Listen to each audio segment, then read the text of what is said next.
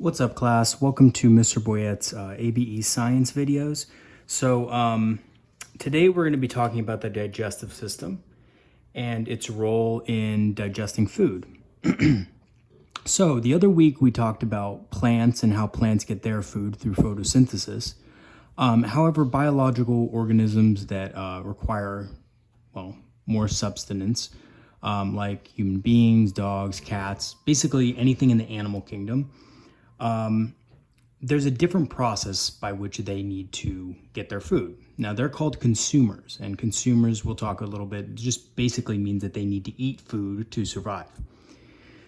All right, so let's go ahead and get into this. So the role of the digestive system is basically to break down food into substances the body can use. So when we talk about protein, carbohydrates, fats, things like that, the body needs all those things to function. So it's the role of the digestive system to break that food down into smaller pieces so that your cells and your organs can utilize that. So let's go ahead and talk about basically the pathway of the digestive system. And let's talk about all the different roles that each organ plays in digesting food. All right, so the first thing that you come across when you talk about the digestive system is the mouth and digestion within the mouth. So when you start chewing food, your saliva actually has a substance in it that starts to break down food. Okay, so it makes it basically soft, watery, more watery, so that you can actually swallow it. So the mouth starts to break down food, and remember, saliva has an enzyme. It's basically a substance which helps break down carbohydrates and meats and things like that. And then once that's finished, it goes down your esophagus, which is basically just a long tube that it travels down to get to your stomach. And that esophagus, of course, is lined with lining that is slimy so that the food can travel down in your stomach. And then once it's in the stomach basically has this very strong acid in it that helps break down the food further. So when food enters your stomach, it starts to break down the food further. And specifically, the stomach acid is strong enough to start to break down proteins and other nutrients. The lining of your stomach is also very strong. And the lining is strong because, of course, it has to be able to withstand that acid that's within it. So, for example, when someone gets an ulcer is the cause of basically a tear in the lining of the stomach. So it's very painful. And that's what's basically that's what it is. So when you have an ulcer, it's a tear in the lining of your stomach. So you want to be careful not to, people love drinking Monsters and things like that, but if you have too much of that, Monsters are highly acidic, and that could mess with your stomach and give you ulcers and things like that. There's other things that can give you ulcers too, but you do want to be careful with that. So that's what the stomach does. And then from the stomach, the food enters the small intestine. So the small intestine is basically this long rope of an organ that basically absorbs all the nutrients that the stomach and the mouth were breaking down. So the food by now is in the liquid state. And the small intestine extracts those nutrients from it. So the inside of the small intestine is filled with these little things, these little hair-like things called papillae and cilia. Okay, and basically what they are, they're little tentacles, and as the food moves through, these tentacles absorb the nutrients into the bloodstream.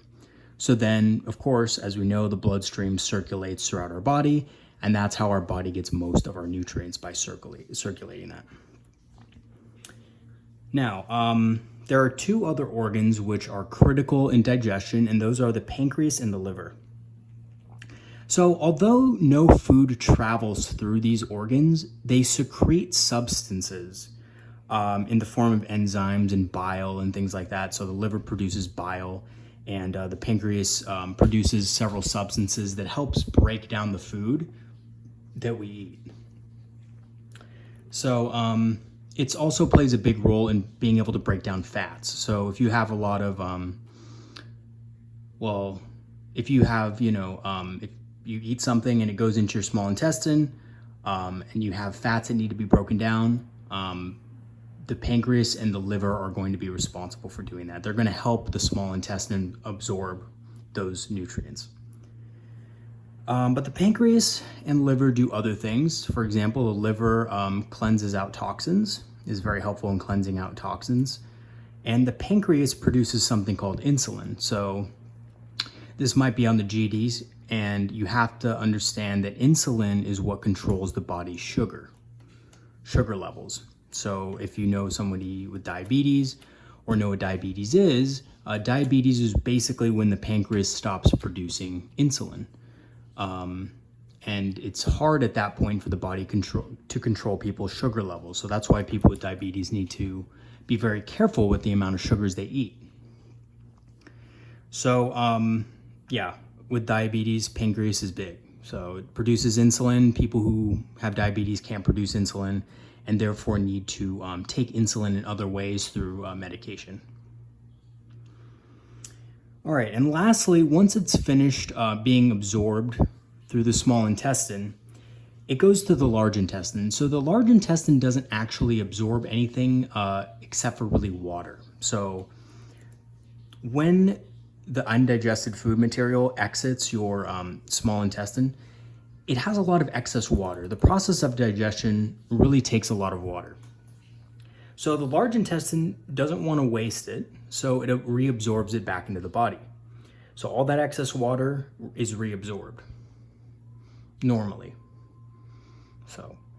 And then once it's reabsorbed through the large intestine, it pushes out the rest of the food through the rectum, which is your fully digested waste material.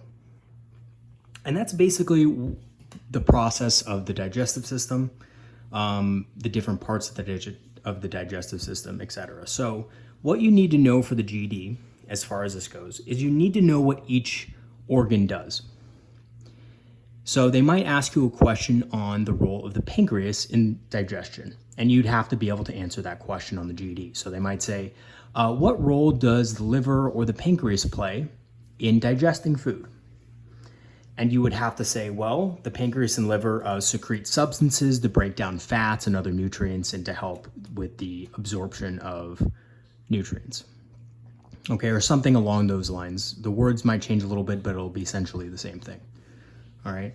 Or they might ask you the role of the stomach, or they might ask you which organ produces insulin, something like that. So you're going to need to know all the organs in the digestive system and basically what happens. You don't need to be an expert in, how each nutrient, works or whatever, how much protein and stuff. No, you don't need to know how much, you don't need to know that stuff. You really just need to know the process, and you need to know what each organ does. Okay. So that's basically it for the digestive system. If you have any further questions on that, just let me know. This is kind of a quick video, so just shoot me an email, and I can clarify any questions that you have. In the next video, we'll actually be talking about the nervous system and the nervous system's role in the body. So, okay, I will see you guys in the next video, and have a great rest of your day.